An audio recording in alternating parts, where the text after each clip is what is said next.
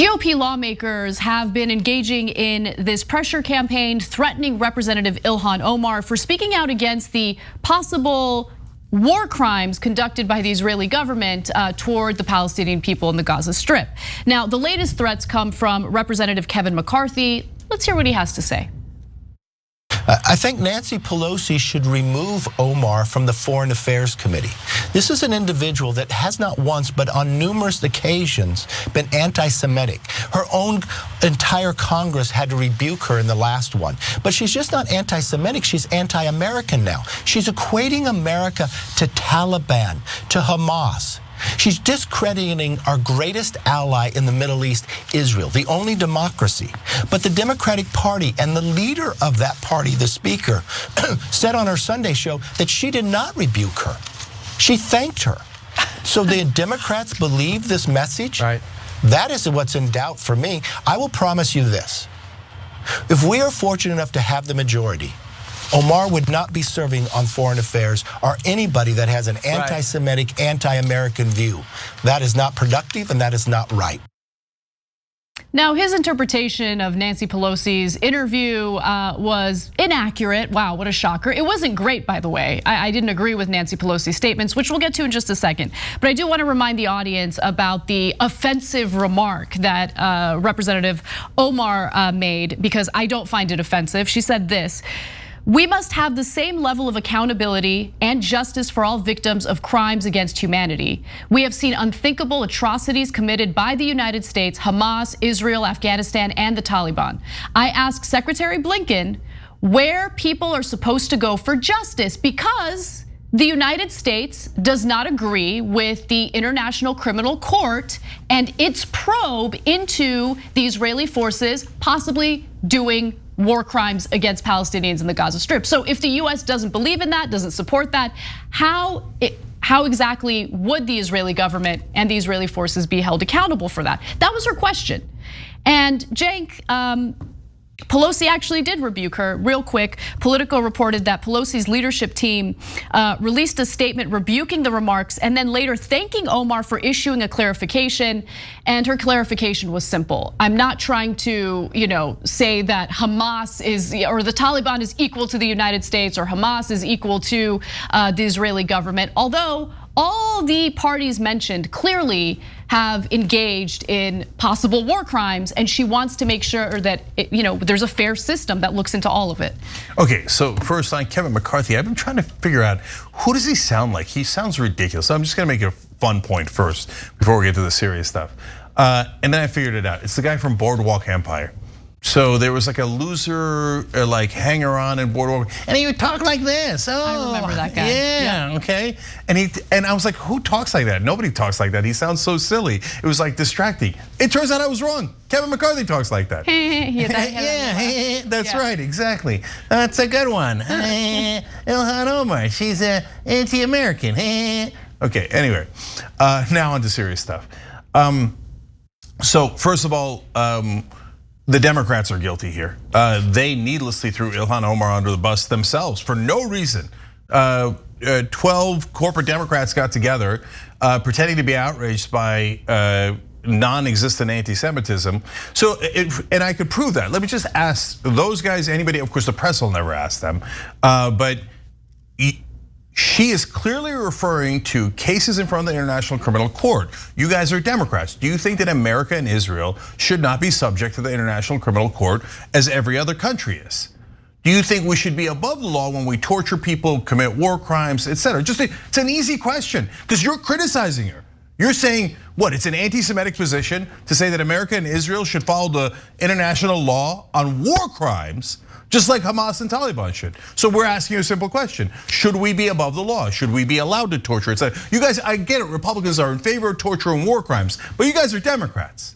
Yeah, they are in favor of those things. So let's just keep it real. By the way, I have it on very good authority from a very good source inside Washington that all of this was a stunt to distract from one of the corporate Democrats' corruption scandals. And when he got caught with his hand in the cookie jar, by the way, David Dayen, it's Josh Gottheimer, okay? David Dayen in the American Prospect wrote an excellent story about how he's financed by some of the financial industry, including the worst of the lenders that charge up to 300-400%. As that was going on, all of a sudden, squirrel, Ilhan Omar made a comment that is perfectly legitimate, but we're gonna pretend it's anti-Semitic. Now, what is the cost of that other than the truth and decency? The cost is it allows the Republicans to paint all Democrats as anti-American, anti-Semitic, etc. And the Democrats willingly walked into that. It's not like they were like, oh, the Republicans will probably let it go. No, they knew they were gift wrapping a present for Kevin McCarthy, Mitch McConnell, Donald Trump, Matt Gaetz, etc. Right? And and Marjorie Taylor Greene. And they did that because they thought, rather smear the entire Democratic Party and definitely Ilhan Omar, who's probably received the most death threats, and yes, it's definitely because of her race and religion. And let's do it again. Let's double down. Let's be that monstrous, just so nobody talks about our corporate donors. So that's who those corporate Democrats are. Everybody who signed that letter is abhorrent. Absolutely abhorrent. So there is somebody who's guilty here, but it certainly ain't Ilhan Omar. McCarthy, look. McCarthy's gonna McCarthy. Exactly. I mean, Republicans, nobody's surprised by that. This is politics. They're gonna do what they're expected to do as the opponents to the Democratic Party. It's just that corporate Democrats make it so easy for them. Over and over again. And so Dana Bash of CNN decided to ask Pelosi about this, about rebuking Ilhan Omar. And here's what she had to say.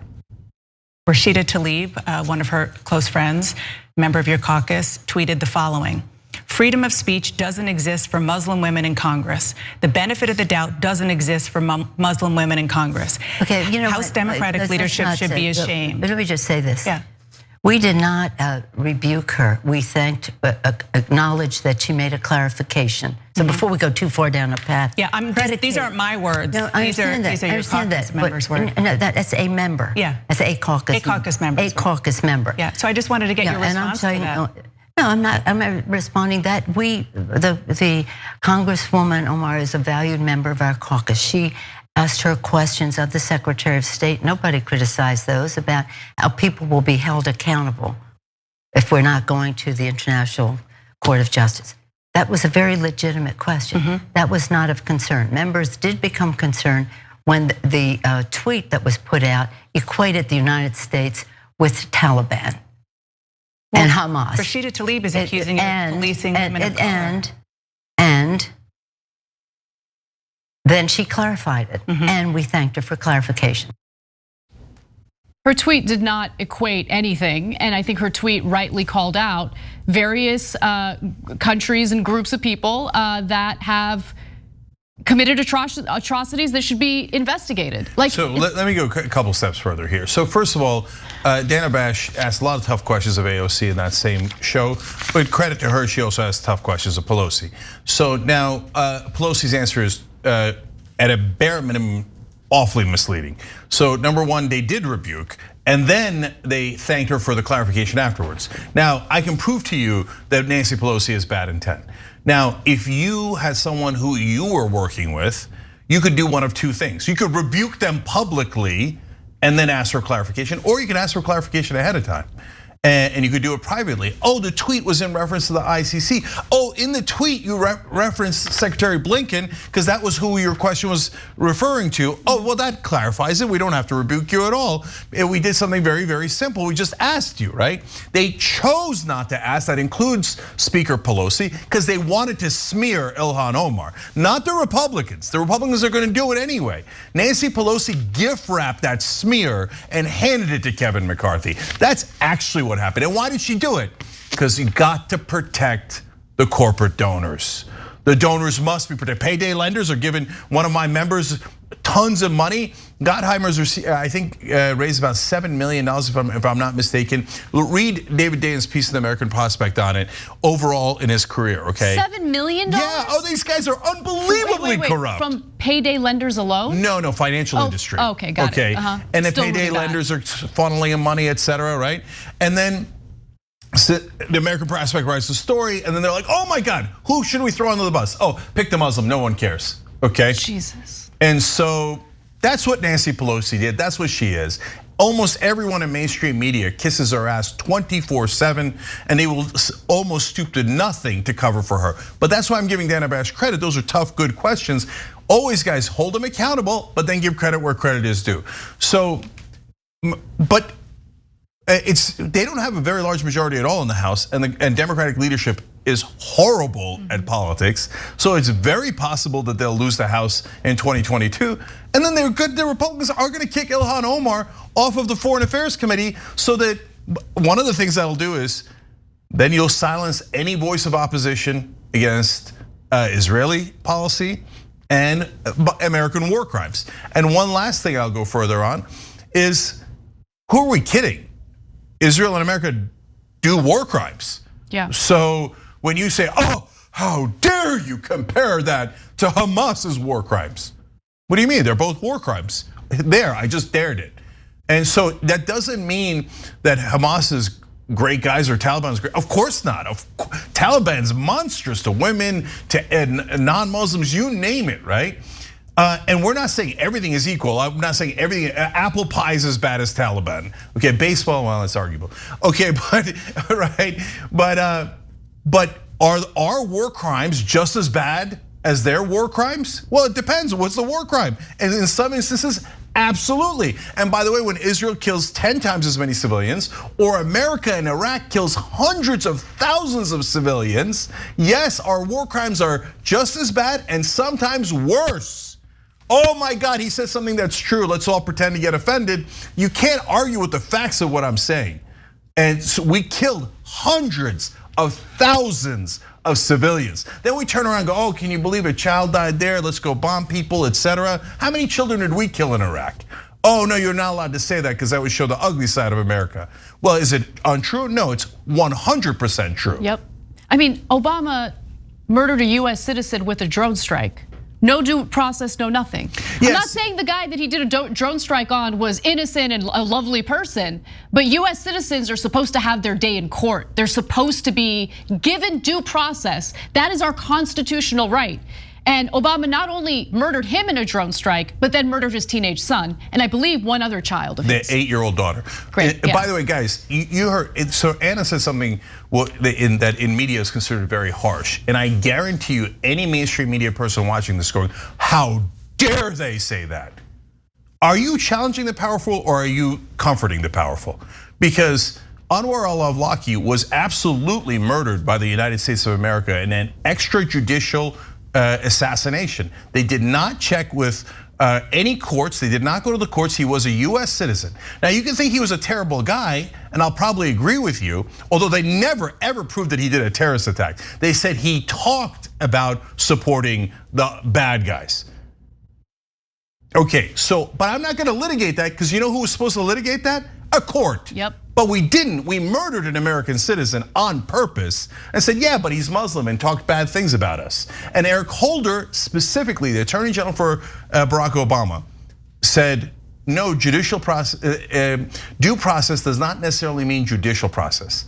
That is as absurd and as terrible as anything Donald Trump has ever said. That means the executive branch can just murder American citizens if they're abroad, and maybe if they're home once you open up that door, without checking with a judge ever. So that is abysmal. Yes, Barack Obama did that. That doesn't mean that Barack Obama, every part of him is bad, that he eats his burgers the wrong way and he wears the wrong suits, and that he's not a very nice guy in other settings. I'm sure he is. But did he do that? Yes, he did. That's a fact. But the corporate media covers for corporate Democrats non-stop. And by the way, they claim that his 16-year-old son was killed accidentally in a completely different strike at a completely different time. And then they claimed that his 8-year-old daughter was also killed accidentally, all American citizens, at a completely different strike at a completely different time. 3 different members of the family killed in 3 different strikes that were spaced apart significantly.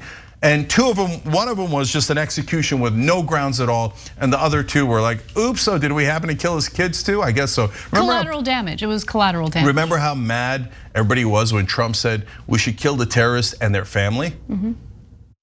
Obama actually did do that.